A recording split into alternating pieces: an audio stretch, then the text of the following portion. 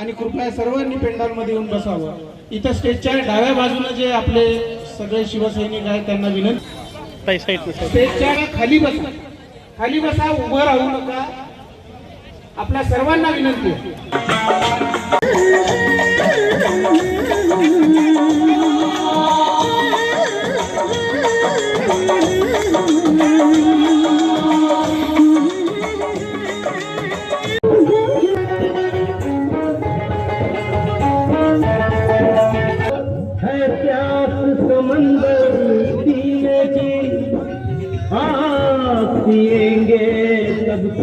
म्हणून द्यायचं ठरलं। थांबणार काय आम्हाला तुम्हाला एक गोष्ट सांगतो, तसं आपण कुठं हिंडतो फिरतो, इंटरनेट आपल्या सोबत असते, कुठं दिसत नाही, वायफाय असते आपल्याला दिसत नाही। हे देखावे गमतीचा भाग नाही।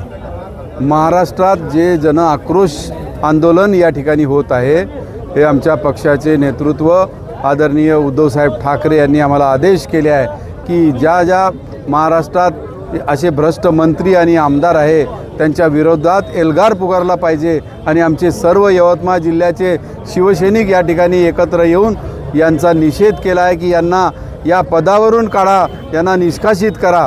या पद्धतीचं आवाहन आमच्या नेत्यांनी आम्हाला केलं आणि आम्ही या जिल्ह्यात या पद्धतीचं कार्यक्रम या ठिकाणी सर्व जिल्ह्याचे पदाधिकारी, महिला पदाधिकारी आणि सर्व पदाधिकारी मिळून आम्ही शिवसैनिक मिळून या ठिकाणी या यवतमाळ जिल्ह्यात हे आंदोलन या ठिकाणी चांगल्या पद्धतीनं केलं आहे।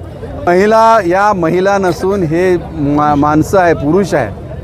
हे आम्हाला त्यांना दाखवायचं होतं की हे तिथं आपल्या मुंबईमध्ये असे डान्स बार करून महिलांना नाचवतं आणि हे आम्हाला प्रात्यक्षिक म्हणून आम्ही पुरुषांना उभं केलं या ठिकाणी।